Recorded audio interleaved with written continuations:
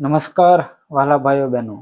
TAT secondary અને higher સેકન્ડરીની તૈયારી કરતા તમામ ભાઈઓ બહેનોનું હું ગોડકિયા પ્રવીણભાઈ હાર્દિક સ્વાગત કરું છું. ભાઈઓ બહેનો, આપણે સૌ જાણીએ છીએ કે પદ્ધતિશાસ્ત્રનું હવે નવી પેપર સ્ટાઇલ પ્રમાણે 25 માર્કનું છે એ પૂછાવાનું છે.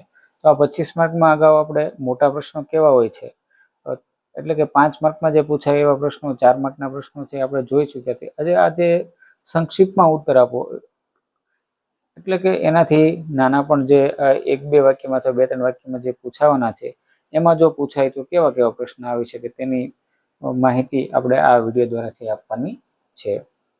તો વિડીયો અંત સુધી જોજો, જેથી કરીને કેવા કેવા પ્રશ્ન આવી શકે તે તમને ખ્યાલ આવે. બીજું ખાસ કે આખી પદ્ધતિશાસ્ત્રની પીડીએફ પણ છે આપણે આપીએ છીએ, એ તમે સૌ જાણો છો. આખી પીડીએફ છે ટાટ સેકન્ડરી અને હાયર સેકન્ડરી માટે આ જ રીતની છે. આ હાયર સેકન્ડરીની છે. આમાં તમને પદ્ધતિશાસ્ત્ર આવી જશે, આ ઉપરાંત વિષય વસ્તુ આવી જશે. તો અહીં જે વોટ્સએપ નંબર આપેલો છે તેમાં તમે કોન્ટેક્ટ કરશો તો તમને જે પીડીએફ જોતી હોય તે તમને આસાનીથી મળી રહેશે. એની એક નજીવી કિંમત છે એ ચૂકવીને તમારે પીડીએફ મેળવવાની છે. તો હવે વધારે સમય આ બાબતે આપણે નહીં કરીએ અને મુખ્ય પરીક્ષામાં જે પૂછાઈ શકે છે તેવા પ્રશ્નોની ચર્ચા છે કરીએ. એટલે કે તમે જે આ જોઈ શકો તે આખી કોમ્બો છે એ તમે વોટ્સએપ નંબર આપીને મેળવી શકશો. તો હવે જોઈએ આપણે આ પદ્ધતિના જે કંઈ પ્રશ્નો છે તેની ચર્ચા. હિન્દી પદ્ધતિશાસ્ત્રમાં સૌથી પહેલા આપણે શરૂ કરતા પહેલા જોઈએ કે નિમ્નલિખિત प्रश्न के उत्तर संक्षेप में दीजिए. तो આવો મુદ્દોની અંતર્ગત આપણે કેવા પ્રશ્નો આવી શકે? तो पहला प्रश्न है, बालक के भाषा अर्जन में कौन सी प्रमुख प्रयुक्तियां कार्य करती है? तो उत्तर है, बालक के भाषा अर्जन में मुख्य रूप से 5 प्रयुक्तियां कार्य करती है: सहजता, अनुकरण, अभिव्यक्ति की व्यग्रता, अभ्यास तथा बारंबार एवं संक्षिप्तता. ત્યારબાદનો બીજો પ્રશ્ન છે, ક્રમ 3 આપેલો છે. એમાં જોઈએ આપણે, बालक के संवेगों को नियंत्रित और परिष्कृत करने के लिए कौन सी प्रविधि सबसे सफल मानी गई है और क्यों?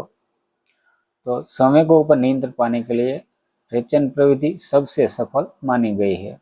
इसके माध्यम से बच्चों को अपनी संवेगों को व्यक्त करने के अवसर मिलते हैं, जिससे वे संवेग कहानी और रचनात्मक साहित्य का रूप ले लेते हैं. 4 प्रश्न है, डॉक्टर बेलार्ड के अनुसार माता की भाषा और मातृभाषा में क्या अंतर है? उत्तर है, डॉक्टर बेलार्ड के अनुसार माता पिता से सुनकर सीखी गई घर की बोली माता की भाषा कहलाती है, जबकि समाज द्वारा स्वीकृत मानक या परिनिष्ठित भाषा को मातृभाषा कहा जाता है. पछीनो प्रश्न, भाषा शिक्षण और भाषा अधिगम की प्रक्रिया में 4 प्रमुख घटक कौन से हैं? तो प्रभावी शिक्षण अधिगम प्रक्रिया के 4 प्रमुख घटक है: शिक्षार्थी, शिक्षक, पाठ्य सामग्री और शिक्षण विधि.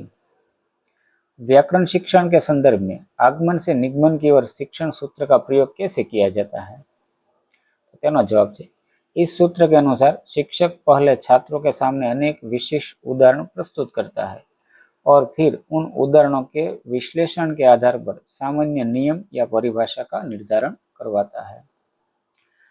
ज्ञानात्मक उद्देश्य के अंतर्गत भाषिक तत्वों के ज्ञान में किन बिंदुओं को सम्मिलित किया जाता है? तो एनो उत्तर है, भाषिक तत्वों के अंतर्गत मुख्य रूप से 4 बिंदु आते हैं: ध्वनि, उच्चारण, स्वराघात, बलाघात. शब्द भेद रचना, तो शब्द भंडार, इसमें मुहावरे और पर्यायवाची, और वाक्य रचना साधारण, मिश्र और संयुक्त. माध्यमिक स्तर पर शिक्षा आयोग द्वारा संशोधित त्रिभाषा सूत्र का स्वरूप क्या है? उत्तर है, त्रिभाषा सूत्र के अनुसार छात्रों को 3 भाषाएं पढ़नी होती है: मातृभाषा एक क्षेत्रीय भाषा, केंद्र की भाषा हिंदी या सहभाषा अंग्रेजी, एवं एक आधुनिक भारतीय या विदेशी भाषा जो पहले 2 महीनों. आ त्रिभाषी सूत्र विद्यार्थी मित्रों हमणां लागू कर्युं छे. आपणे खूब जाणीए छीए के 10મા ધોરણમાં 4 ભાષામાંથી 3 ભાષા, એમાં આપણે હિન્દી સામે સંસ્કૃત છે કરેલું છે, અથવા ઘણી જગ્યાએ વોકેશનલમાં પણ હિન્દીને છે ગણે છે, તો એ सूत्र અહીં लागू કરેલું છે. भाषा के 4 कौशल्यों को भाव ग्रहण और भाव प्रकाशन के आधार पर किस प्रकार वर्गीकृत किया जाता है? भाषा के 4 कौशल्यों का वर्गीकरण इस प्रकार है: भाव ग्रहण कौशल्य, इसमें श्रवण और पठन. भाव प्रकाशन कौशल्य, भाषण और लेखन, ये बोलना लिखना। पूर्ण से अंश की ओर शिक्षण सूत्र किस मनोविज्ञान पर आधारित है और भाषा में इसका क्या महत्व है? यह सूत्र गेस्टाल्ट मनोविज्ञान पर आधारित है। भाषा विकास में बालक पहले पूरे वाक्य को एक इकाई के रूप में ग्रहण करता है और इसके अंगों पर ध्यान बाद में देता है। प्रथम भाषा એટલે કે मातृभाषा और द्वितीय भाषा रूप में हिंदी शिक्षण के उद्देश्यों के मूल अंतर क्या है? तो प्रथम भाषा बालक के व्यक्तित्व, नैतिक मूल्यों और साहित्यिक सौंदर्य बोध का आधार होती है, जबकि द्वितीय भाषा के रूप में हिंदी शिक्षण का उद्देश्य मूलतः कौशल्यात्मक और अखिल भारतीय स्तर पर व्यवहारिक संपर्क सूत्र स्थापित करने तक सीमित होता है। भाषा अधिगम अन्य ज्ञानात्मक विषयों के अधिगम के किस प्रकार भिन्न है? ज्ञानात्मक विषयों का लक्ष्य विषय वस्तु या तथ्यों पर अधिकार करना होता है, जबकि भाषा अधिगम एक कौशल्य केंद्रित प्रक्रिया है जिसका मुख्य लक्ष्य भाषाई व्यवहार में कुशलता और संप्रेषण दक्षता विकसित करना है। बालक के भाषा विकास के अंतर्गत निषेधात्मक नकारात्मक वाक्य का क्रमिक विकास कैसे होता है? प्रारंभ में बालक नकारात्मक भाव मुंह बिचकाकर या हाथ हिलाकर प्रकट करता है। इसके बाद वह नहीं जैसे एक शब्दीय वाक्य बोलता है और अंत में न तथा मत का यथा प्रसंग सही प्रयोग किया जाता है। सृजनात्मक उद्देश्य के अंतर्गत शिक्षार्थी में कौन से व्यवहारगत परिवर्तन अपेक्षित है? आनो जवाब है सृजनात्मक उद्देश्य के अंतर्गत शिक्षार्थी अपनी मौलिक अनुभूतियों, भावों और विचारों को कल्पना का पुट देकर उपयुक्त भाषा शैली तथा साहित्य की सही विद्या जैसे कविता, कहानी, निबंध के माध्यम से प्रभावशाली ढंग से अभिव्यक्त कर सकते हैं। 4 पछीनो प्रश्न, भाषा शिक्षण में मूर्त से अमूर्त की ओर शिक्षण सूत्र का क्या महत्व है? तो इस सूत्र के अनुसार बालकों को प्रारंभ में प्रत्यक्ष स्थूल या मूर्त वस्तुओं के माध्यम से ज्ञान देना चाहिए, जैसे चित्र या प्रतिमान, और उसके बाद धीरे धीरे अमूर्त विचारों या व्याकरणिक नियमों की ओर ले जाना चाहिए, जिससे अधिगम स्थायी होता है। 4 पछीनो प्रश्न, भाषा के ध्वन्यात्मक और लिखित रूप में क्या मुख्य अंतर है?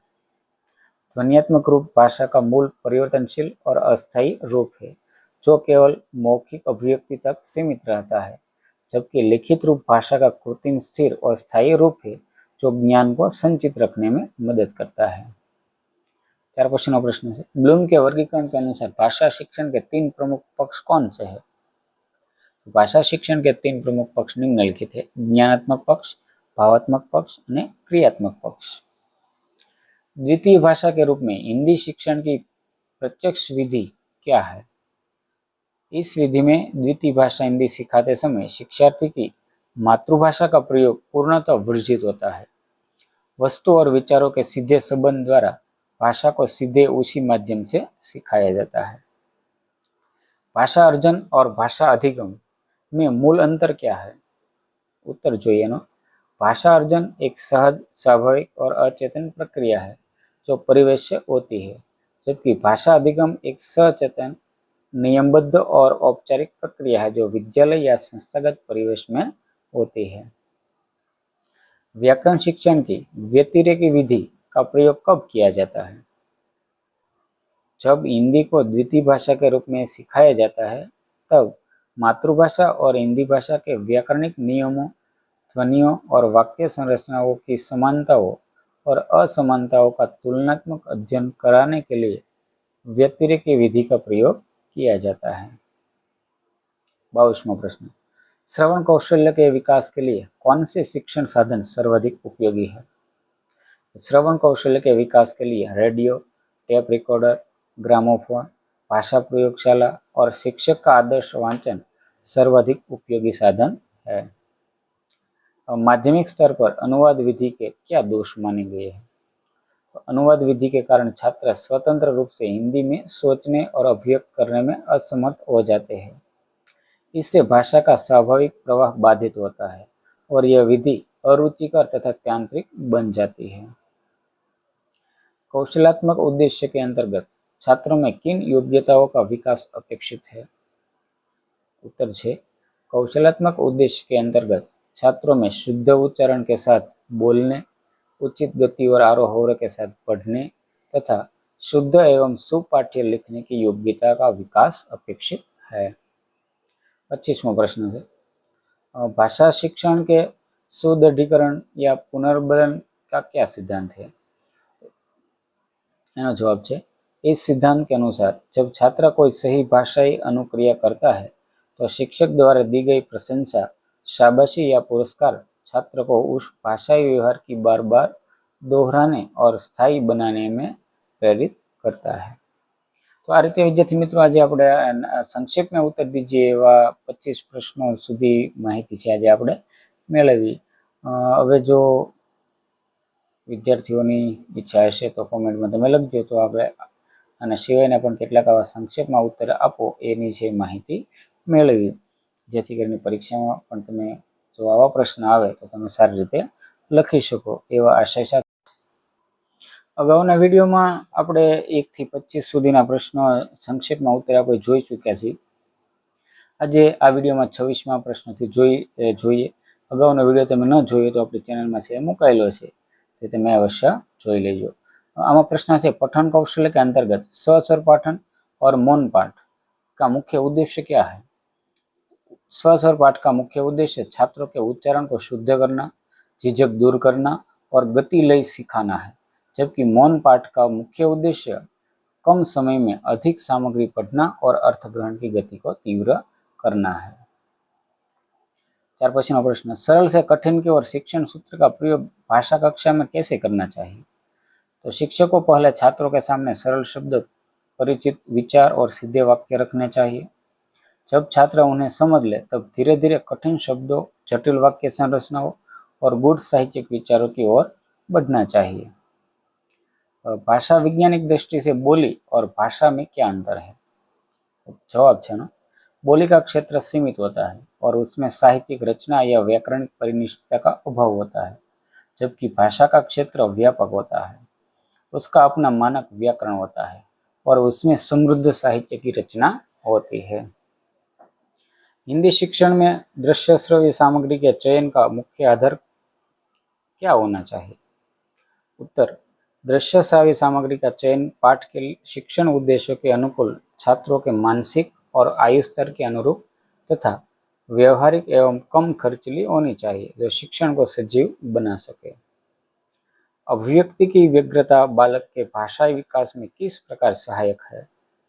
एनो जवाब है, जब बालक अपनी आवश्यकताओं, इच्छाओं या भावों को दूसरों के सामने प्रकट करने के लिए आतुर या व्यग्र होता है, तब वह नए नए शब्दों और वाक्यों को सीखने तथा उनका प्रयोग करने का तीव्र प्रयास करता है। व्याकरण शिक्षण की निगमन विधि के चरण क्या है? आनो जवाब है, निगमन विधि के 4 मुख्य चरण है। नियम या सिद्धांत का प्रस्तुतिकरण, नियम का स्पष्टीकरण, प्रयोग या उदाहरण द्वारा नियम की पुष्टि और सत्यापन या परीक्षण। त्यार पछीनो प्रश्न, भाषा शिक्षण के संदर्भ में ज्ञात से अज्ञात की ओर सूत्र का एक उदाहरण दीजिए। यदि शिक्षक को संधि पढ़ानी है तो वह पहले छात्रों के ज्ञात शब्दों जैसे देव प्लस आलय को सामने रखता है और फिर उसके आधार पर संधि के अज्ञात नियमों की स्थापना करता है। त्यार पछीनो प्रश्न, गद्य शिक्षण के अंतर्गत काठिन्य निवारण क्यों आवश्यक है? उत्तर, पाठ में आए कठिन, अप्रचलित या नए शब्दों के अर्थ और प्रयोग को स्पष्ट किए बिना छात्र गद्यांश के मूल भाव और केंद्रीय विचार को पूरी तरह ग्रहण नहीं कर सकते, इसलिए काठिन्य निवारण अनिवार्य है। त्रिभाषा सूत्र के अंतर्गत हिंदी भाषी और गैर हिंदी भाषी राज्यों में क्या व्यवस्था की गई है? तो तेना उत्तर है, हिंदी भाषी राज्यों में हिंदी, अंग्रेजी और एक आधुनिक भारतीय भाषा, प्रायः दक्षिण भारतीय भाषा तथा गैर हिंदी भाषी राज्यों जैसे गुजरात में प्रादेशिक भाषा हिंदी और अंग्रेजी के शिक्षण की व्यवस्था की गई है। अर्थग्रहण की दृष्टि से शब्दादि और वाक्यादि पद्धतियों में क्या अंतर है? एमनो उत्तर है, शब्दादि पद्धति मानती है कि भाषा की मूल इकाई शब्द है और पहले शब्दों का अर्थ समझना चाहिए, जबकि वाक्यादिश पद्धति मानती है कि विचार की पूर्ण अभिव्यक्ति वाक्य से होती है। अतः शिक्षण वाक्य से शुरू होना चाहिए। पद्य शिक्षण का मुख्य उद्देश्य क्या होता है और यह गद्य से कैसे भिन्न है? तेना जवाब, पद्य शिक्षण का मुख्य उद्देश्य छात्रों में रसानुभूति, सौंदर्यानुभूति और रागात्मक कृतियों का परिष्कार करना है, जबकि गद्य शिक्षण का उद्देश्य ज्ञानवर्धन, विचार मंथन और तार्किक क्षमता का विकास करना होता है। भाषा प्रयोगशाला का भाषा शिक्षण में क्या उपयोग है? भाषा प्रयोगशाला के माध्यम से छात्र व्यक्तिगत रूप से एडोफोन और माइक्रोफोन की सहायता से शुद्ध उच्चारण, स्वराघात और बलाघात सुनते हैं और स्वयं अभ्यास करके अपने उच्चारण दोषों को सुधार सकते हैं। त्यार पछीनो प्रश्न, बालक के सामाजिकरण में भाषा की क्या भूमिका है? तेनो उत्तर જોઈએ। भाषा सामाजिक अंतःक्रिया का माध्यम है। बालक भाषा के माध्यम से ही समाज के रीति रिवाजों, संस्कृति, मूल्यों और नियमों को सीखता है और समाज का एक सक्रिय अंग बनता है। व्याकरण शिक्षण के प्रति आधुनिक दृष्टिकोण क्या है? तेनो जवाब है, आधुनिक दृष्टिकोण के अनुसार व्याकरण को एक पृथक नीरस विषय के रूप में न पढ़ाकर भाषा के व्यवहारिक और कार्यात्मक रूप में पढ़ाया जाना चाहिए, जिससे छात्र भाषा का शुद्ध प्रयोग सीख सके। 40वां प्रश्न, रचनात्मक या सृजनात्मक लेखन के विकास के लिए शिक्षक को क्या करना चाहिए? तेनो जवाब है, शिक्षक को छात्रों को रटने की प्रवृत्ति से दूर रखकर उन्हें स्वतंत्र चिंतन, कल्पनाशीलता, डायरी लेखन, अधूरी कहानी पूरी करने या किसी विषय पर अपने मौलिक विचारों पर लिखने के लिए प्रेरित करना चाहिए।